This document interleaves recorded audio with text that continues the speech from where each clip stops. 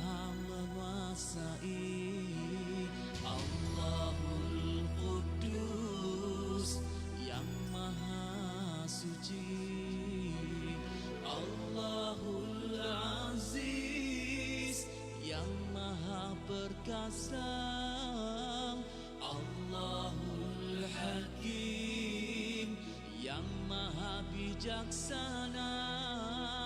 La ilaha illallah, la ilaha illallah, la ilaha illallah, la ilaha illallah, la ilaha illallah, la ilaha illallah, la ilaha illallah, la ilaha illallah.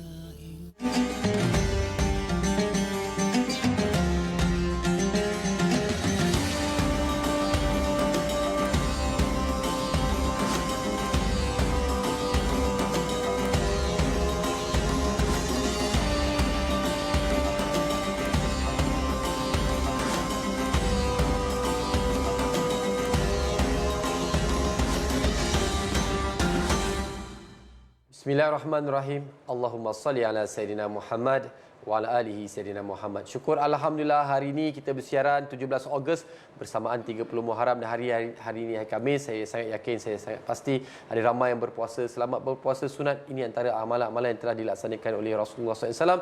Semoga menjadi sunnah amalan kita, dan itulah sentiasa impian kita supaya kita dapat masuk syurga Firdaus bersama dengan Rasulullah sallallahu alaihi wasallam.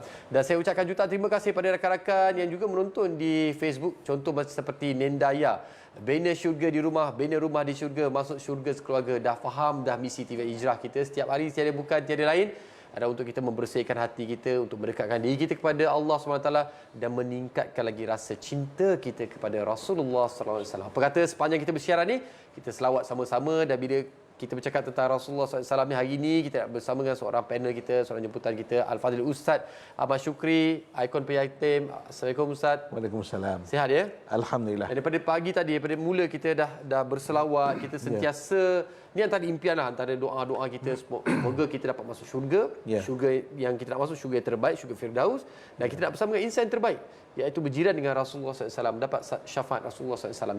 Dan kalau kita nak dekat dengan orang tu Ustaz, kita kena kenal dia betul-betul. Kita kena rapat dengan dia betul, barulah kita boleh jumpa dengan dia selalu. Betul. Jadi kalau macam kita nak mengenali Rasulullah SAW, apa antara ciri-ciri yang paling menonjol ada pada Rasulullah SAW?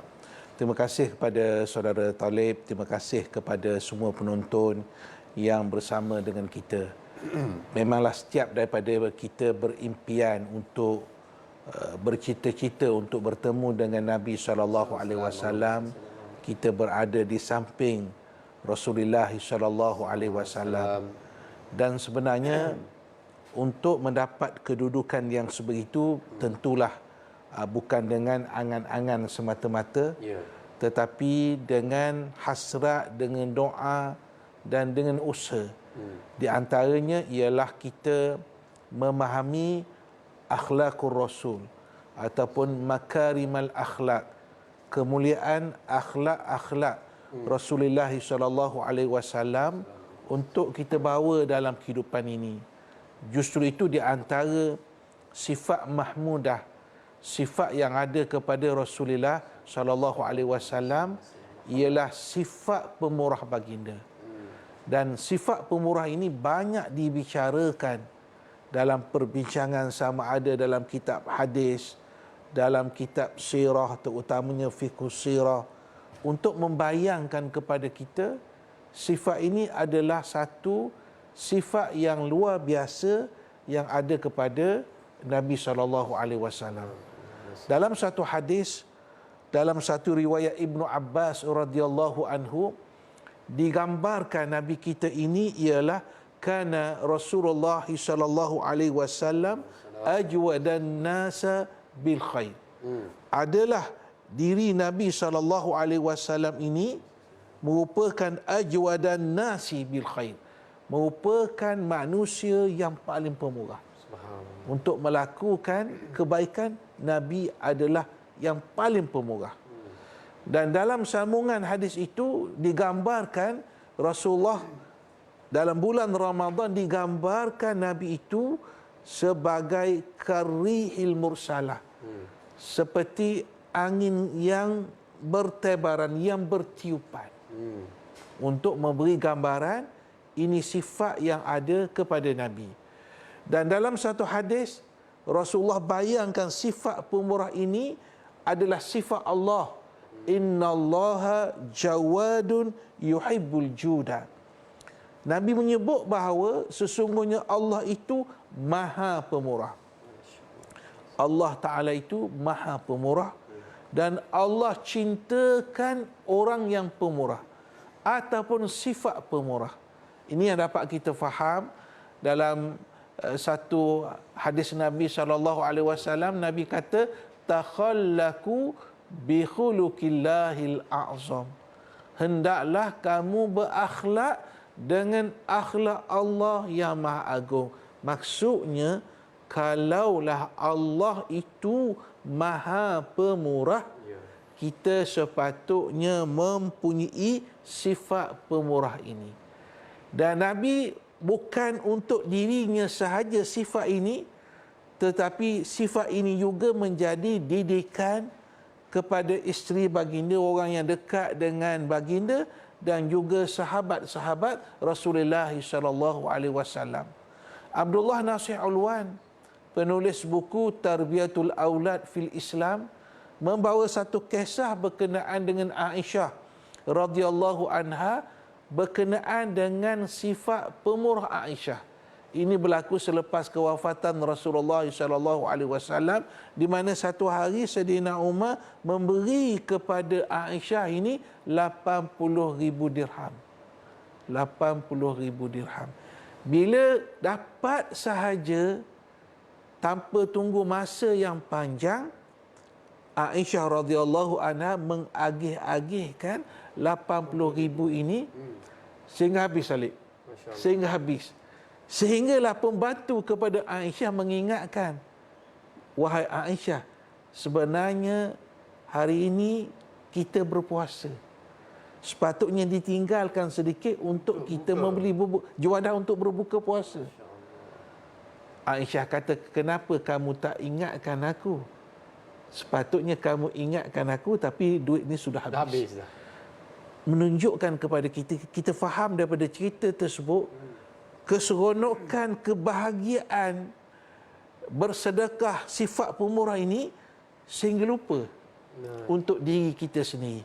Saya nak sebut di sini bahawa kalaulah sifat pemurah itu sifat yang ada kepada Nabi, maka itulah yang dituruti oleh isteri-isteri baginda, yang dituruti oleh sahabat-sahabat baginda, dan sifat pemurah ini merupakan sifat yang ada kepada para sahabat radhiyallahu anhum, sehingga di antara sifat mereka itu sendiri ialah al-ithar, iaitu mereka mengutamakan diri mereka, mengutamakan orang lain, dan mereka meletakkan kepentingan orang lain itu adalah lebih utama daripada kepentingan mereka sendiri. Subhanallah, luar biasa. Itulah sifat Rasulullah SAW yang diikuti, menjadi contoh tauladan buat isteri dan orang yang terdekat.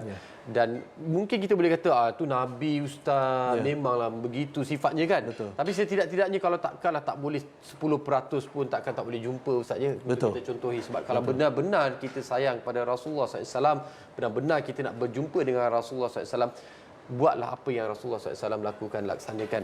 Dan sifat pemurah ni memang, kalau Nabi tidak boleh dijadikan tandingan lah, dia contoh utama. Tapi kita nak ikuti. Betul. Ustaz mungkin boleh kongsikan apa antara sifat Rasulullah SAW itu pemurah. Kita tahu dia suka memberi, berkongsi rezeki, tak kira pada diri, utamakan yang lain dan sebagainya. Ada tak golongan-golongan tertentu yang Rasulullah SAW ni, kalau kita tahu Kalau orang ni datang pada Rasulullah SAW, confirm lah, memang yakin lah dia akan dapat merasai, menikmati sifat pemurah Rasulullah itu sendiri. Terima kasih Talib.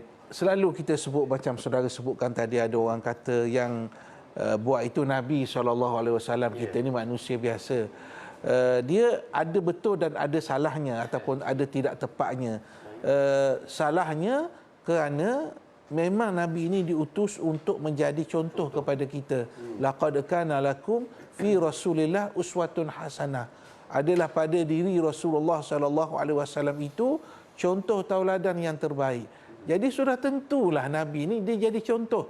Bila jadi contoh, dia boleh jadi ikutan kepada kita. Sebab itu Allah Ta'ala sebut memang Nabi ini uswatun hasanah. Yang kedua ialah Allah angkat Nabi ini dari kalangan manusia. Walaupun ada pertanyaan sejak daripada dulu, termasuk umat terdahulu, termasuk orang musyrik, kenapalah Rasul Nabi ini tak diturunkan dari malaikat? Betul. Tak boleh turun malaikat kerana malaikat dunianya berbeza dengan kita. Kalau kita kata malaikat sifat pemurah malaikat, kita nak ikut macam mana? Malaikat dalam dunianya. Tapi Nabi ini adalah contoh kepada kita, dia adalah manusia biasa yang Allah Ta'ala beri wahyu kepada baginda untuk sampaikan kepada kita. Cuma kita fahamlah, kita tak boleh 100% mempunyai sifat yang ada kepada Nabi. Tapi pancaran sifat itu pun sudah cukup. Dia dapat tempias pun jadi. Tempias pun dah jadilah. Sebab tempias ni bukan tempias sebarang orang. Tempias ini ialah tempias perbuatan yang pernah dibuat oleh Nabi SAW. Hebatnya Nabi ini sehingga kan bila Rasulullah SAW beri ini sesuatu ataupun infak sesuatu, dia tak tunggu masa yang panjang. Tak perlu fikir panjang. Tak perlu fikir panjang dan agihan itu bukan masa yang panjang. Maksudnya dengan kadar yang tak lama, Rasulullah SAW mengagihkan semua harta itu untuk orang-orang Islam. Ada satu kisah yang berlaku kepada Nabi SAW. Kisah ini berlaku sehari sebelum kewafatan Nabi SAW.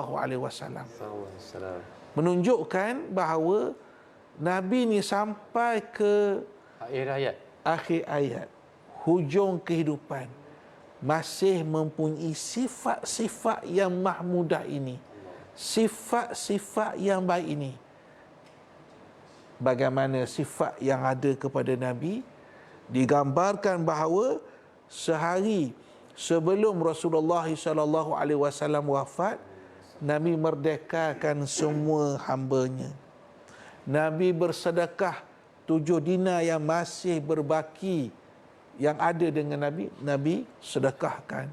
Dan ada riwayat yang berbeza menyatakan Nabi juga mengagihkan senjata-senjata miliknya kepada para sahabat yang lain.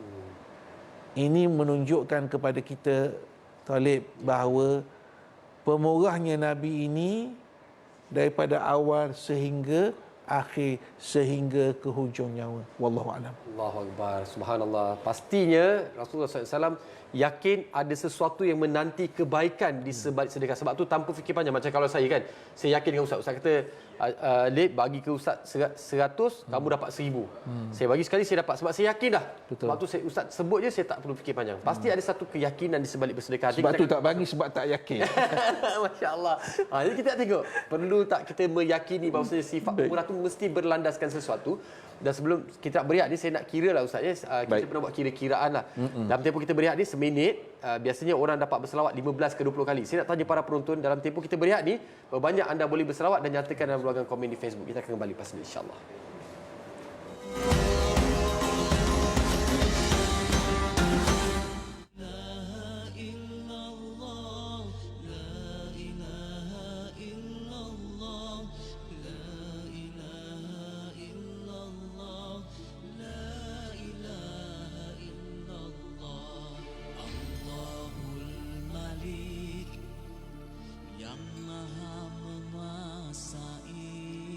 Allahul Qudus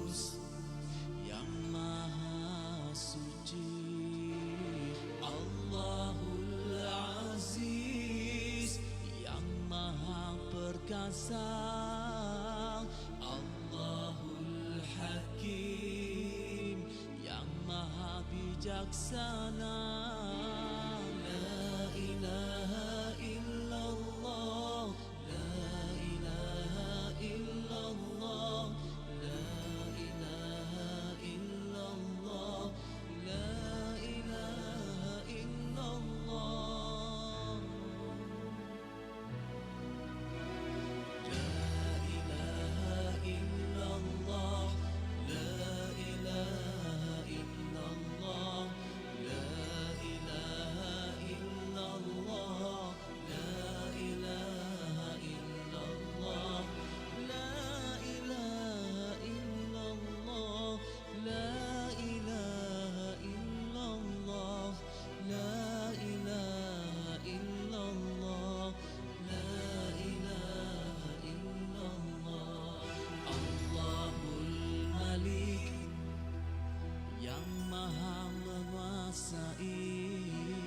Allahul Qudus yang maha suci, Allahul Aziz yang maha.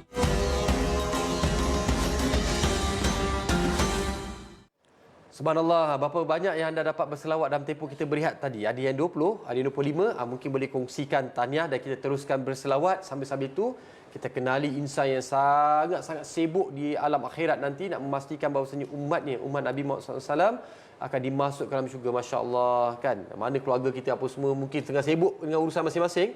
Tapi Rasulullah SAW lah insan yang paling sibuk untuk selamatkan kita. Jadi Ustaz, pastinya Rasulullah SAW dah lihat di alam akhirat apakah kelebihan, manfaat mereka yang pemurah, yang suka bersedekah. Baik di dunia, pastinya akan dapat, pasti juga di akhirat. Mungkin Ustaz boleh kongsikan, insyaAllah. Terima kasih pada saudara Talib dan juga semua penonton yang bersama dengan kita. Keyakinan Nabi SAW kepada janji Allah ini satu keyakinan yang kita tak perlu debatkan lagi. Yakin dan percaya Nabi kepada apa yang dijanjikan oleh Allah Subhanahu wa taala. Sama ada yang datang daripada Al-Quran umpamanya Allah Subhanahu wa taala menyebut kepada kita, membayangkan kepada kita bahawa segala bentuk infak itu akan diberi balasan oleh Allah Subhanahu wa taala. Semuanya akan dibalas oleh Allah Subhanahu wa taala kerana Allah itu sifatnya wa huwa khairur razikin. Allah itu adalah sebaik-baik pemberi rezeki. Dan Nabi sendiri ditunjukkan dalam peristiwa Mi'raj bagaimana keadaan orang yang menginfakkan harta di jalan Allah. Ini sesuai dengan ayat yang selalu kita baca berkenaan dengan Allah lipat gandakan pahala orang yang bersedekah, orang yang berinfak itu sampai ke 700 kali ganda. Masya-Allah. Bahkan Allah akan melipat gandakan sesuai dengan kehendak Allah Subhanahu wa taala. Pernah satu ketika orang Badui ni bila melihat pemurahnya Nabi SAW, dia tak dapat tahan, teruja dengan apa yang ditunjukkan oleh Nabi, sehingga orang Badui ini kata kepada kaumnya, ya qaum aslimu fa inna Muhammadan yu'ti ata'an ma la yakhsha al-faqah atau kama qala. Kata orang Badui ini, wahai kaumku, hendaklah kamu semua masuk Islam. Kita kena terima Islam ni, masuk Islam ni. Kerana kalau kita lihat Nabi Muhammad ini seorang insan yang kalau dia beri, seolah-olah dia tak takut apa-apa kekurangan. Baik. Tak takut miskin, tak takut fakir. Ini adalah sebagai satu bentuk keyakinan yang ada kepada Rasulullah SAW, menunjukkan kepada kita keperluan kepada kita untuk mempunyai sifat pemurah. Lawan pada pemurah ni kedekut ataupun bakhil. Dan orang bakhil ni orang yang tidak disukai oleh manusia, biasanya begitulah. Ya. Mana-mana pun orang bakhilnya dia akan dikesampingkan. Maksudnya dia tak boleh dia tak pernah buat kebaikan, dia tak pernah belanja orang, dia tak pernah. Segala tak pernah. Orang pun tak berapa selesa kalau dia ada. Bahasa mudahnya orang pun tak selesa. Cuma orang tak cakap je, aku tak selesa dengan kamu. Masya Allah, ya. Jadi menunjukkan sifat ini kalau ada kepada kita, ia akan memberi kebahagiaan kepada kita. Ya. Sifat pemurah ini akan bagi ketenangan kepada kita. Dan Nabi SAW sendiri berjanji, "Ma naqasa malun min sadaqah." Tidak akan berkurangan harta ini daripada sedekah. Kita lihat sama ada ayat Quran, hadis Nabi, banyak sekali menyebut bahawa infak ini, sifat pemurah ini akan membawa ketenangan kepada kita, membawa kebaikan kepada kita. Dan secara praktikal kita tengok, tidak ada orang hidupnya berada dalam ambang kita kata kemiskinan, kesusahan, tidak tenang. Pasal apa? Oh, sebab dia tu infak, dia tu pemurah. Sekarang dia sudah menjadi orang yang tak tenang. Oh, dia dah jadi miskin kerana dia berinfak. Tak pernah lagi kita dengar. Tak pernah. Tak pernah dalam sejarah lagi orang tak ada sedekah dalam sejarah. Saya pun pernah ada pengalaman dulu pernah kerja di pusat pengutangan zakat. Tak pernah kita lihat orang bayar zakat ni miskin. Oh, tahun depan dah tak ada duit dah. Yang berlaku pertambahan. Ini menunjukkan keberkatan apabila kita menginfakkan harta kita ke jalan Allah. Subhanallah. Apa yang pasti jaminan Allah, janji Rasulullah SAW pada mereka yang bersedekah itu pasti dapat balasan di dunia dan juga di akhirat. Mungkin dilimpah ruahkan rezeki itu sudah pasti di keberkatan umur dan sebagainya. Ustaz, mungkin di peluang pagi sedekah subuh ni lah yang sedang menonton. Yang barangkali nak sedekah kat mana ni kan? Kita beri peluang lah pada semua hari ini berkongsi. Ustaz pun nak ikon peyatim. Barangkali apa yang kita boleh kongsikan para penonton hari ini, insyaAllah. Baik, saya juga nak maklumkan ataupun nak berkongsi maklumat kepada penonton kita bahawa peyatim, pertubuhan kebajikan anak yatim Malaysia ini, kita dalam proses untuk menubuhkan akademi pengajian Islam anak-anak yatim ASEAN. Baik. Yang lokasinya di Dungun, Terengganu. Sebenarnya projek besar ini adalah tujuan kita, konsep asasnya ialah menyantuni anak-anak yatim, mengambil semangat daripada hadis yang kita baca hari-hari. Ana wa kafilul yatimi kahataini fil jannah. Saya dengan orang yang menjaga kafil, orang yang menjaga anak yatim itu dekat kedudukannya di syurga. Lalu Nabi SAW tunjukkan isyarat begini. Dekatnya dua jari. Dekatnya. Jadi sudah tentu bila Nabi sebut kafil, menjaga tu, zaman berubah, Talib. Zaman berubah. Adakah bila kita sebut membantu anak yatim ni, kita bagi makan, kita bagi minum? Betul. Ya. Tapi sekarang ni, zaman sekarang yang sangat perlu selain daripada makan, minum dan sebagainya ialah pendidikan kepada anak-anak kita. Ya. Dan kita faham bahawa untuk mengeluarkan asnaf, untuk mengeluarkan anak yatim daripada kepompong kemiskinan ni, cara yang paling mudah, cara yang paling kita nampak sangat berjaya ialah melalui pendidikan. Jadi, bila kita tubuhkan APIA ni, Akademi Pengajian Islam Anak-anak Yatim ASEAN ini, tujuannya ialah untuk kita menempatkan mereka di satu tempat. Di satu tempat di mana kita akan memberi pendidikan kepada mereka, kemahiran kepada mereka, asas akhlak yang mulia kepada mereka, dan pada masa yang sama kita bina satu masjid di situ untuk menjadi pusat tarbiyah kepada mereka.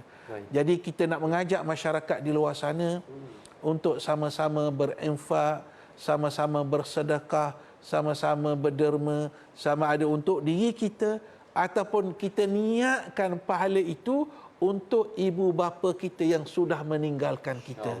Maknanya kita kata infak aku pagi ini untuk APIA, pembinaan APIA ni aku hadiahkan kepada ibu dan ayahku. Mudah-mudahan ianya diterima oleh Allah Subhanahu Wa Taala. Dan bila kita sebut infak ini untuk kita bantu anak yatim ni, dia tak tunggu kita kaya, Talib, tak tunggu.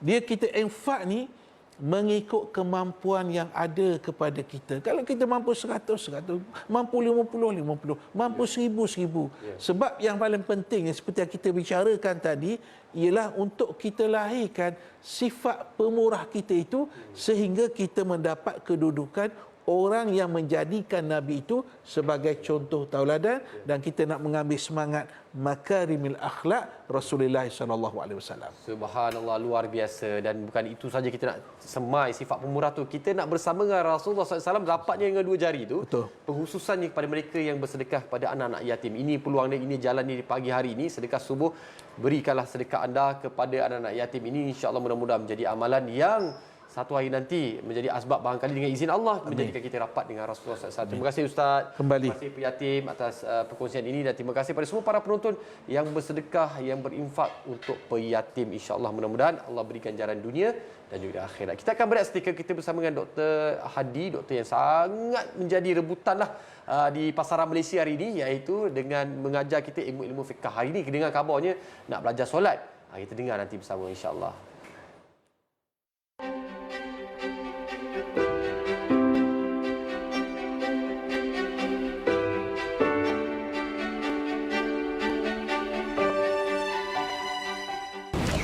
Mak, Aisyah dapat nombor 1, Mak.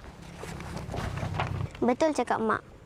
Walaupun kita miskin, tapi kalau kita berusaha bersungguh-sungguh, mesti berjaya.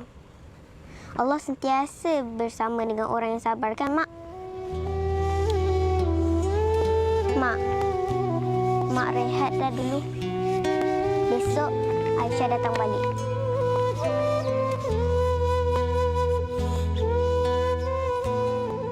Berilah sedikit senyuman di wajah mereka dengan berinfak ke Persatuan Kebajikan Anak Yatim Malaysia.